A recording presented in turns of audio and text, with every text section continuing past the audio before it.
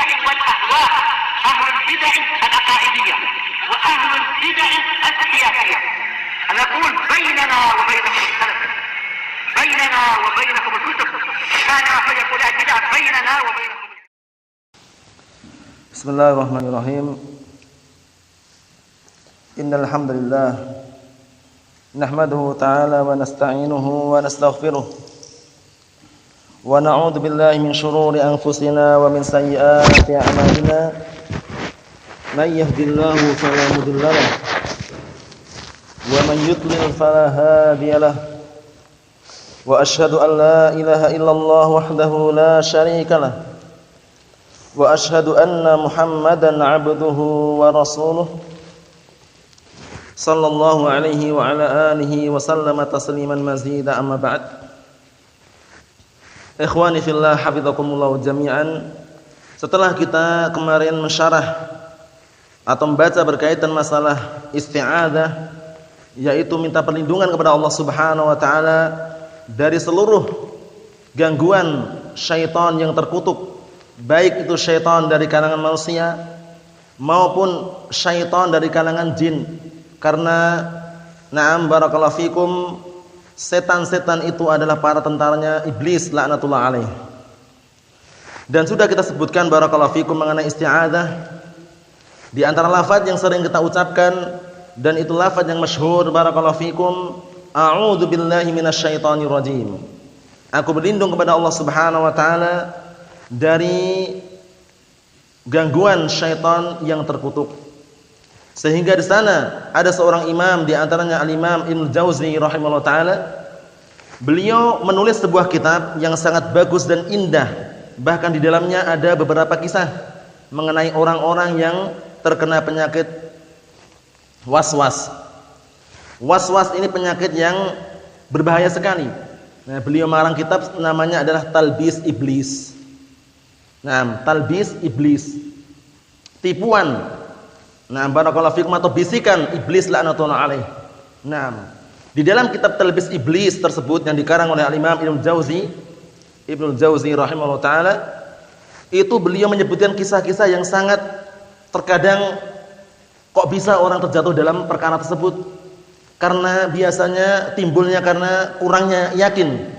Nah, kurangnya rasa yakin terhadap dirinya, sehingga terkadang wudu sampai diulang-ulang wudu.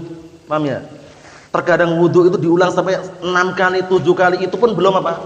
Belum merasa tenang gitu loh. Nah, kemudian ada juga orang yang mandi junub. Dia sudah mandi berkali-kali tapi merasa dirinya belum mandi karena bisikan syaitan, kena penyakit waswas. Hati-hati. Nah, kemudian akhirnya setelah dia terjun ke sungai, renang di sungai gitu, baru alhamdulillah sudah mandi. Paham ya? Bayangkan itu. Berbahaya sekali waswas ini. Nah, barakallahu fikum. Terkadang dia mungkin masuk ke dalam WC, ingin BAB atau kencing misalkan, bisa jadi di dalam WC itu bukan cuma 5 menit, 10 menit, berjam-jam karena kena penyakit waswas. Sudah selesai kencingnya tapi dia merasa ada sesuatu yang keluar dari kemaluannya misalkan. Waliyadzubillah ya, penyakit seperti itu berbahaya.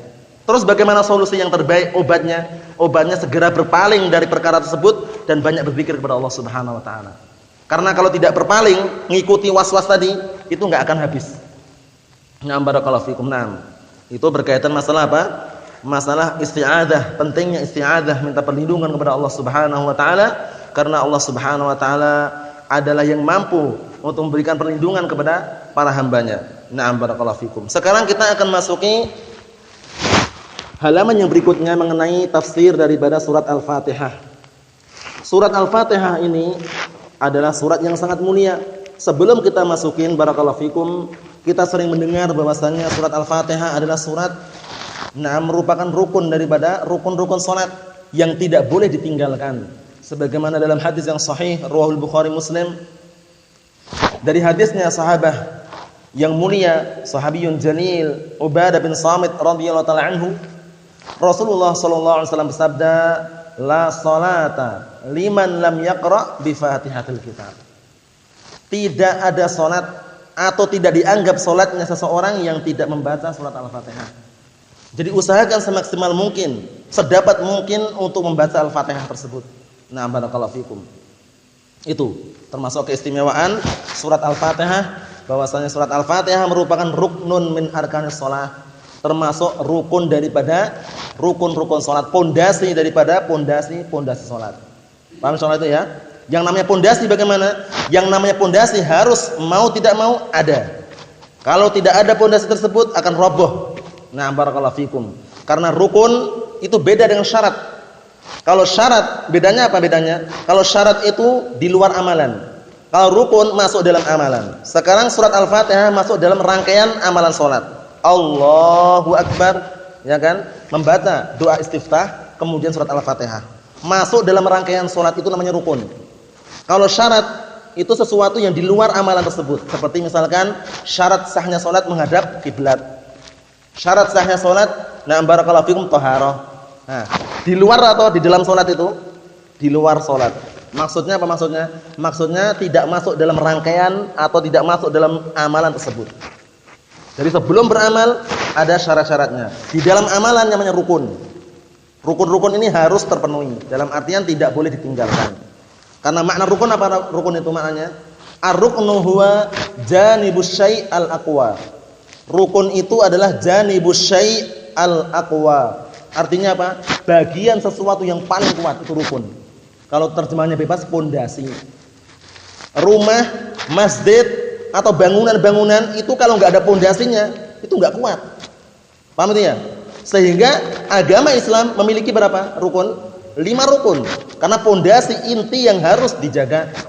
Naam, syahadatain, 2 persaksian. Asyhadu alla ilaha illallah wa anna Muhammadan Rasulullah.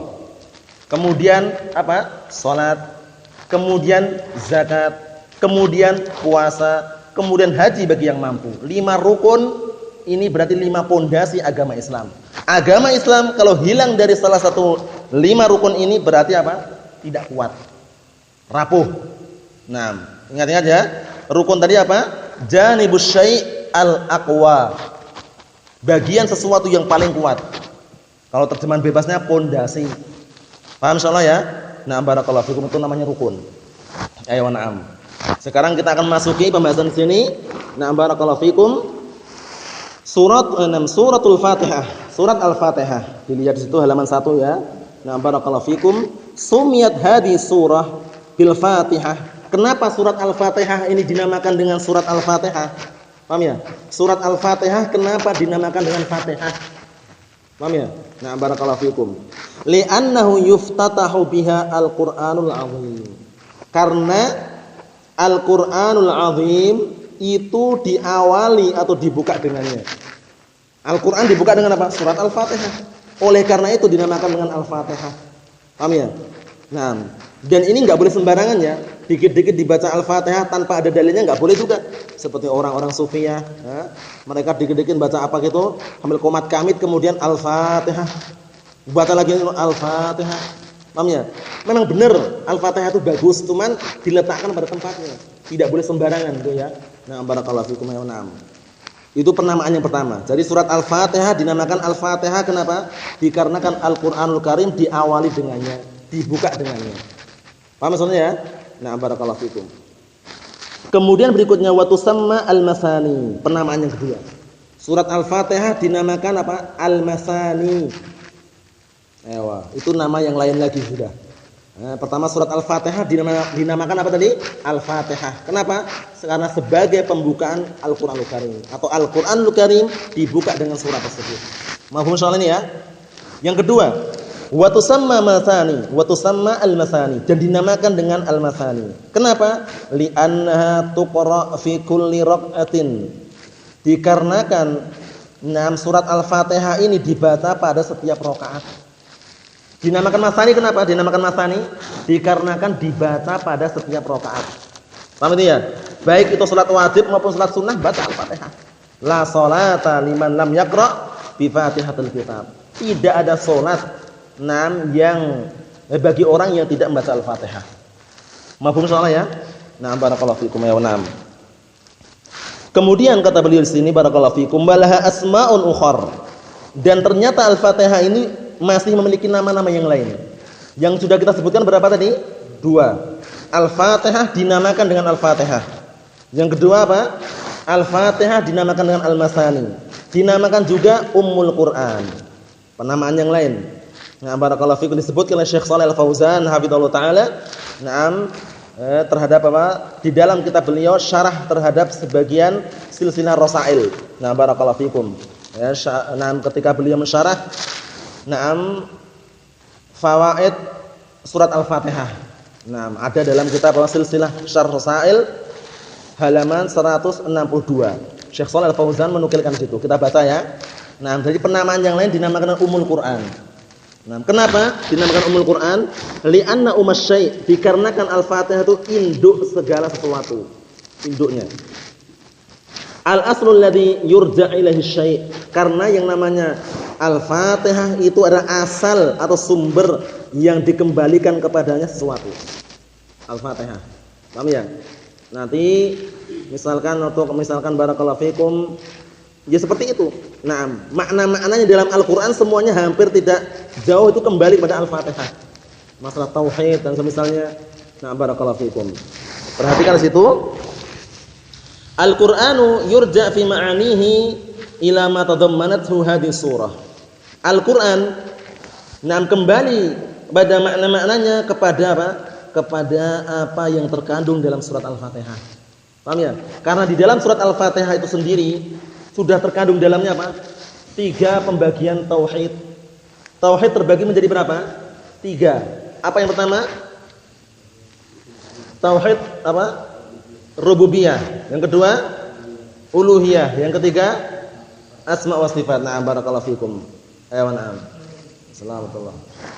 Ayo na'am barakallahu fikum. Jadi tauhid terbagi menjadi 3. Tauhid al-uluhiyah, tauhid ar-rububiyah, tauhid al-asma wa sifat. Na'am barakallahu fikum, seperti itu. Itu semuanya sudah kita lewati pembagiannya. Nah, pembahasannya sudah kita lewati. Maafun insyaallah ya. Na'am barakallahu fikum. Ayo na'am.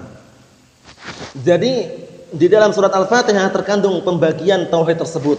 Di antaranya iyyaka na'budu wa iyyaka nasta'in. Ini apa? Tauhid uluhiyah. Ar-Rahmanir Rahim, tauhid asma wa sifat. Alhamdulillah rabbil alamin, rububiyah juga di situ. Paham ya? Sehingga dalam Al-Qur'an itu tidak terlepas dari 3 tauhid itu. 3 pembagian tauhid dan kembali pada surat Al-Fatihah. Sehingga Al-Fatihah dinamakan dengan apa tadi? Ummul Quran. Sudah 3 penamaan kan? Ditambahin lagi penamaan yang lain. Dan surat Al-Fatihah dinamakan juga dengan as-shalah. Dinamakan dengan salat. Salat. Paham ya? Ternyata salat itu sendiri termasuk nama daripada surat Al-Fatihah. Kok bisa? Dalilnya adalah sabda Rasulullah sallallahu alaihi wasallam dalam hadits qudsi. Di dalam hadits qudsi, hadisnya Abi Hurairah riwayat Muslim. Naam, Allah Subhanahu wa taala berfirman, hadits qudsi ya. Hadits qudsi itu yang dalamnya ada ucapan Allah Subhanahu wa taala. Naam, Allah Subhanahu wa taala berfirman, qasamtus sholata baini wa bainal 'abdi nisfain. Aku membagi salat yang di sini yang diinginkan adalah surat Al-Fatihah. Paham ya? Bukan salat yang sering kita lakukan itu bukan. Karena salat itu maknanya macam-macam. Nah, salat di dalam hadis ini yang diinginkan adalah apa? Surat Al-Fatihah. Aku telah membagi surat Al-Fatihah antara aku dan antara hambaku 2 bagian. Yakni Al-Fatihah ini dijelaskan oleh Syekh Shalih Al-Fauzan, as-shalah maknanya adalah Fatihah.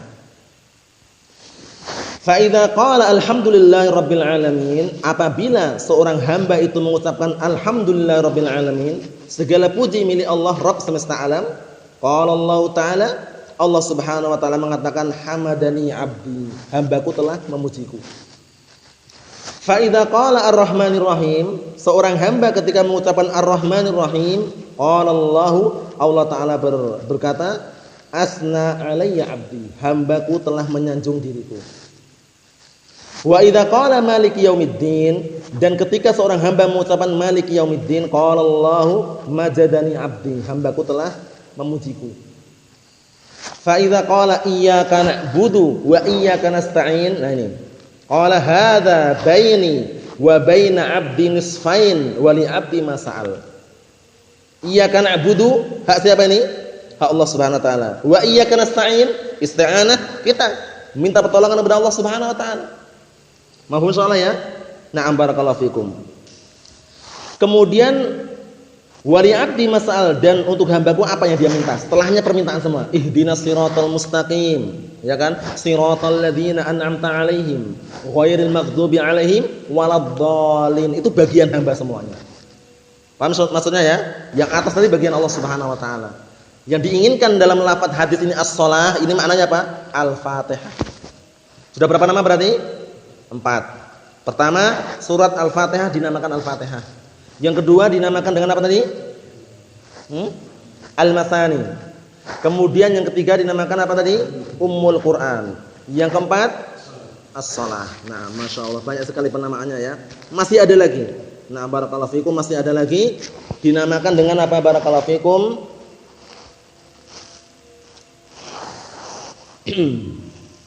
Dinamakan dengan Sab'ul Masani. As-Sab'ul Masani. Nah, kenapa dinamakan As-Sab'ul Masani?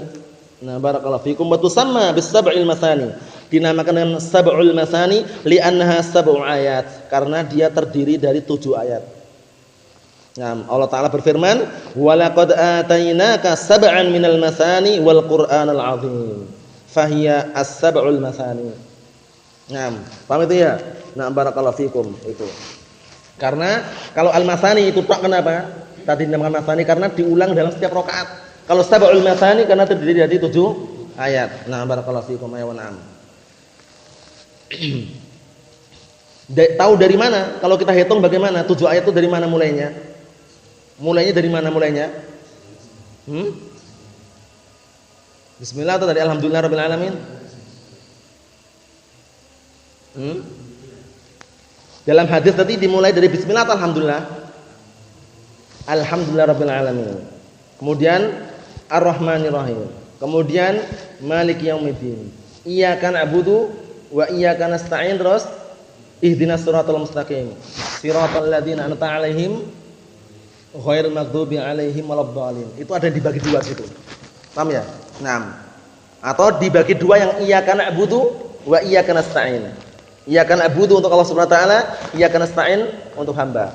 Paham itu ya? Ya, na'am. Bisa dilihat sendiri di sini. Yang terakhir ternyata masih memiliki nama yang lain. Dinamakan dengan apa? Na'am barakallahu fikum, Ruqyah. Dinamakan dengan apa? Surat Ruqyah. Ruqyah. Naam. Kenapa kok bisa dinamakan surat Ruqyah? Barakallahu fikum, karena waktu itu ada kisah ya. Naam, sekelompok dari kalangan sahabat waktu itu singgah di sebuah tempat kampung, sebuah kampung Arab ya. Kemudian minta dijamu, mau bertamu gitu. Tapi enggak disambut.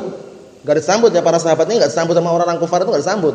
Akhirnya pembesar orang kufar tersebut disengat hewan yang berbisa. Nah, setelah itu barakallahu fikum, akhirnya mereka para pembesar tadi itu barakallahu fikum, atau orang kufar tadi itu barakallahu fikum, mereka akhirnya mendatangi para sahabat ini untuk minta diruqyah. Minta itu apa? Minta diruqyah. Nah, setelah itu barakallahu fikum, para sahabat kan sudah enggak mau tahu lagi, soalnya dia ketika mau bertamu enggak disambut. Akhirnya barakallahu fikum, setelah itu mensyaratkan para sahabat, kami mau meruqyah, tapi dengan catatan kalian memberikan aku sebuah upah. Paham ya? Sebuah upah. Nah, sebutkan dalam sebuah riwayat upahnya ini adalah potongan barakallahu fikum daging kambing. Ada yang mengatakan juga riwayat yang lain 1 kambing. Paham ya? Barakallahu fikum, atau domba gitu istilahnya. Aywa. Kemudian apa? Setelah itu barakallahu fikum, akhirnya sebagian para sahabat tadi membacakan surat Al-Fatihah kepada pembesar kaum tadi itu. Ternyata sembuh dengan izin Allah Subhanahu wa taala dan diberikan upah tadi kepada para sahabat tersebut. Nah, kemudian falamma qadimu 'alan nabi. Kemudian ketika para sahabat itu datang kepada Rasulullah sallallahu alaihi wa ala alihi wasallam, akhbaruhu bima hasal. Mereka mengkabarkan kepada Rasulullah dengan apa yang terjadi. Faqala, kemudian Rasulullah mengatakan, wa ma adraka annaha ruqyah. Tidakkah kamu itu tahu bahwasanya itu adalah ruqyah? Maksudnya surat Al-Fatihah itu ternyata bisa untuk ruqyah. Nah, ini dalil nas dalam Sahih Bukhari, Sahih Muslim, hadisnya Abi Sa'id Al-Khudri, bahwasanya kalau kita mau meruqyah boleh dengan surat Al-Fatihah. Namanya. Yang jadi permasalahan tidak boleh membatasi sekian kali. Baca Al-Fatihah 1000 kali, dikit-dikit Al-Fatihah, Al-Fatihah, itu enggak ada dalilnya. Paham ya? Mau bacakan berapa kali silakan. Nah, yang jelas kita yakin bahwasanya itu adalah ruqyah, semoga Allah taala menyembuhkan dengan ruqyah tersebut. Paham ya? Nah, karena ma anzalallahu da'an illa wa anzalalahu syifa. Tidaklah Allah Subhanahu wa taala menurunkan pada suatu itu penyakit, sebuah penyakit, melainkan Allah taala turunkan juga obatnya. Penawarnya gitu istilahnya. Barakallahu fikum wa na'am. Itu sedikit faedah yang disebut oleh Syekh Shalal Al-Fauzan mengenai makna daripada apa? Nama-nama daripada surat Al-Fatihah. Ternyata memiliki makna atau nama-nama yang banyak. Kita lanjutkan apa yang disampaikan oleh barakallahu fikum dalam kitab At-Tafsir Al-Muyassar di sini. Kata beliau di sini barakallahu fikum. Nomor 1 itu ya. Bismillahirrahmanirrahim. Abtadi'u qira'atal Qur'an bismillahi musta'inan bih. Aku memulai membaca Al-Qur'an dengan menyebut nama Allah Subhanahu wa taala dalam keadaan minta perlindungan atau pertolongan kepada Allah Subhanahu wa taala. Ini termasuk apa? Termasuk disyariatkan pada semua perkara yang baik tentunya ya. Kita dianjurkan menggunakan atau melafadzkan bismillah. Walaupun di sana hadisnya dhaif ya. Kullu amrin dibalin la yuqra fihi bi basmalah fa huwa aqta atau abtar itu disdhaifkan sebagian para ulama. Lemah. Setiap perkara yang memiliki kepentingan kemudian tidak dibacakan di dalamnya bismillah, maka amalan tersebut terputus. Atau pahalanya terputus, itu lemah. Di antaranya dilemahkan oleh Syekh Muhammad bin Hizam hafizahullah taala dan juga yang lainnya. Walaupun sebagian ulama menghasankan, namun ala kullin kalau seandainya itu lemah, jumhur atau mayoritas para ulama mengatakan apa? Istihbab, disunahkannya apa? Membaca bismillah pada perkara-perkara yang baik. Jadi ketika kita mau minum, mau makan, itu takdirnya apa takdirnya? Takdirnya adalah bismillahi akul, bismillahi ashrab. Jadi fi'il itu setelah bismillah itu. Paham ya? Jadi kalau kita mau makan, itu kita baca bismillah. Enggak perlu dilafadzkan takdir tadi. Bismillahi ashrab, enggak perlu. Bismillah cukup. Ketika kita mau baca kitab, bismillahirrahmanirrahim. Takdirnya apa? Bismillahi aqra. Paham maksudnya ya? Sebenarnya sini perhatikan. Abtadi'u qira'atal Qur'an bismillah.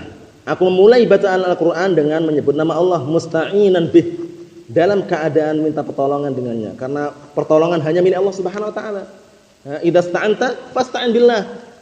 Apabila kamu minta pertolongan, mintalah pertolongan kepada Allah Subhanahu wa taala. Karena kalau cuma makhluk itu enggak memiliki apa-apa kecuali perkara-perkara atau sesuatu yang Allah taala berikan saja. Sebatas itu saja. Selebihnya milik siapa? Milik Allah Subhanahu wa taala. Sehingga nanti di akhir zaman nanti atau di hari kiamat barakallahu fikum ditantang oleh Allah Subhanahu wa taala, "Qul limanil mulkul yaum?" Milik siapa? Kepemilikan pada hari ini semuanya milik siapa? Siapa pemiliknya? Ditantang seperti itu. Enggak ada yang jawab sama sekali. Akhirnya Allah taala sendiri yang mengatakan apa? Lillahil wahidil qahhar. Hanya milik Allah, zat yang Maha Tunggal dan Maha Perkasa. Siapa lagi enggak ada yang miliki. Paham ya? Karena kekuasaan dan kekuatan itu hanya milik Allah Subhanahu wa taala, sedangkan hamba itu memiliki kekuatan tapi nisbi. Nisbi itu dalam artian dinisbahkan kekuatan yang Allah taala berikan saja, sebatas itu saja. Enggak bisa melebihi itu. Sekuat apapun manusia pasti akan mati. Paham ya? Sehebat apapun manusia pasti akan apa? Pasti tidak terluput dari kesalahan. Sepandai apapun manusia pasti tidak maksum. Kecuali orang-orang yang Allah taala berikan apa? Penjagaan Allah Subhanahu wa taala dari kalangan anbiya wal mursalin. Paham maksudnya itu ya? Barakallahu fikum wa na'am. Sehingga jangan sampai tertipu dengan apa? Tertipu dengan kekuatan-kekuatan atau bantuan-bantuan, pertolongan-pertolongan yang diandalkan oleh manusia. Itu semuanya apa? Di bawah kehendak Allah Subhanahu wa taala, di bawah pertolongan Allah Subhanahu wa taala. Barakallahu fikum. Kemudian berikutnya Allahi. Bismillahi, lafaz Allahi, lafzul jalalah ini alamun ala Rabb. Ini adalah sebuah nama untuk Rabb tabaraka wa taala. Ini namanya adalah Ismullah al-A'zam. Nama Allah Subhanahu wa taala yang paling agung dan paling tinggi adalah Allah ini. Karena semua nama kembali ke mana? Kembali ke Allah. Ar-Rahman kembali ke Allah, Ar-Rahim kembali ke Allah, ya kan? Enggak boleh kita katakan Allah kembali ke Ar-Rahman. Walaupun secara tidak langsung kita katakan siapa sih Ar-Rahman itu? Ya Allah. Siapa Allah SWT? Ar-Rahman. Tapi ingat, semua nama-nama bagi Allah Subhanahu wa taala adalah indah dan kembalinya kepada nama Allah taala yang tinggi tadi. Apa? Allah. Ar-Rahman, Allah Subhanahu wa taala. Ar-Rahim, Allah Subhanahu wa taala. Al-Jabbar, Allah Subhanahu wa taala. Ar-Razzaq, Allah Subhanahu wa taala. Al-Ghaffar, Allah Subhanahu wa taala. Enggak boleh dibalik ya. Allah Al-Ghaffar. Walaupun secara tidak langsung sama kan? Sama. Karena apa? Karena nama itu menunjukkan zat yang dinamai. Sudah kita lewati dulu ya. Yang namanya nama itu sekedar menunjukkan zat yang dinamai. Jadi semua nama-nama itu tadi kembali ke zat yang satu yaitu Allah Subhanahu wa taala. Mafhum insyaallah? Ewan ambar kalau fikum. Jangan keliru. Bukan nama itu zat tersendiri, bukan. Nama itu bukan zat tersendiri. Tapi nama itu sekedar menunjukkan zat yang dinamai dengan nama tersebut. Jangan bingung. Paham ya? Ada orang namanya Muhammad. Orang namanya Muhammad. Apakah nama Muhammad itu zatnya itu? Atau sekedar menunjukkan orang tersebut dinamai Muhammad? Menunjukkan saja. Karena orang ketika dilahirkan punya enggak nama Muhammad? Enggak punya. Akhirnya diambillah nama Muhammad untuk menunjukkan orang tersebut namanya adalah Muhammad. Tahu itu ya maksudnya ya? Ini untuk membantah orang-orang yang mengatakan bahwasanya apa? Bahwasanya nama itu zat itu sendiri, akhirnya mengatakan Allah taala banyak. Allah juga ada, Ar-Rahman juga ada, Ar-Rahim juga ada, Ar-Razzaq juga ada. Berarti Allah banyak enggak? Banyak. Ini kalau dikatakan nama itu zat itu sendiri. Tapi sudah kita bantah dan kita sebutkan bahwasanya nama itu bukan zat itu sendiri, namun nama adalah apa? Ya dulu ala musamma. Nama itu sekedar menunjukkan zat yang dinamai. Itu ingat-ingat ya itu ya. Karena berbahaya sekali kalau kita sampai mengatakan nah seperti itu. Allah taala cuma satu kok dikatakan banyak. Qul huwallahu ahad. Katakanlah Allah Subhanahu wa taala adalah zat yang maha tunggal, enggak ada duanya. Berikutnya kata beliau di sini, alamun ala rabbi tabaraka wa ta'ala al-ma'budu bihaqqin duna siwa. Yang mana Allah Subhanahu wa taala tersebut adalah zat yang diibadahi dengan benar duna siwa, tanpa yang selainnya. Inilah konsekuensi makna daripada apa? La ilaha illallah. Karena makna la ilaha illallah maknanya apa? La ma'budu bihaqqin illallah. Tiada sesembahan yang berhak untuk sembah kecuali Allah Subhanahu wa taala. Mafhum insyaallah ya. Di dalam Al-Qur'anul Karim dalil yang menunjukkan makna tersebut disebutkan cuma 2 tempat. Dalam surat Luqman sama surat Al-Hajj yang maknanya jelas sekali. Dzalika bi annallaha huwal haq. Cuman bedanya satunya nanti ada huwanya, satunya tidak. Dzalika bi annallaha huwal haq wa anna ma yad'una min dunihil batil. Yang satunya wa anna ma yad'una min dunihi huwal batil. Wa annallaha huwal aliyyul kabir.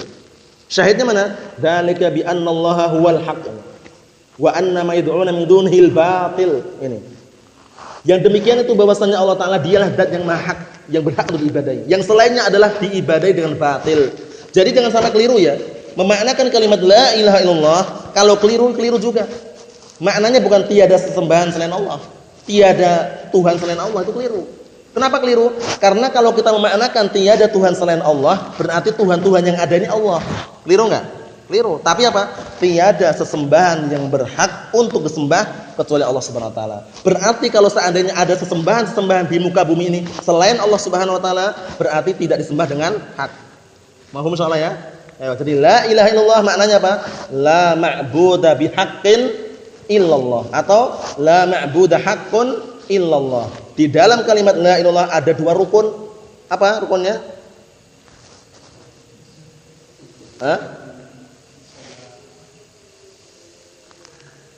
Isbat wa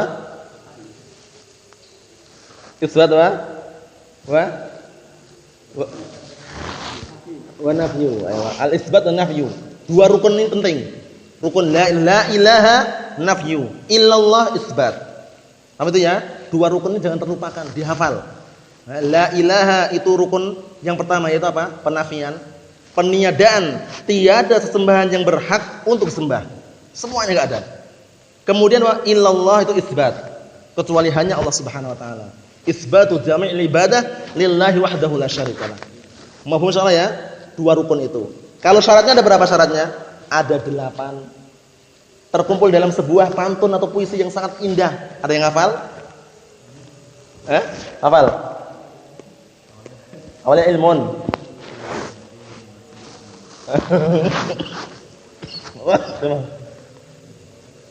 Ingat? Oh ya? Terus? Apa? Ana ulangi ya, perhatikan ya. Ilmun, yaqinun, wa ikhlasun, wa sidquka ma'a mahabbatin, wa qiyadin, wal qabuli laha, wa zida saminuha al-kufraru mika bima siwal ilahi minal asya'i qad uliha. Rinciannya, penjabarannya pertama adalah ilmu. Syarat pertama ilmu, mengilmui makna la ilaha illallah. Kemudian apa? Yakin. Kita yakin bahwasanya benar-benar tidak ada sesembahan yang berhak untuk disembah kecuali Allah Subhanahu wa taala. Yang ketiga apa? Ikhlas.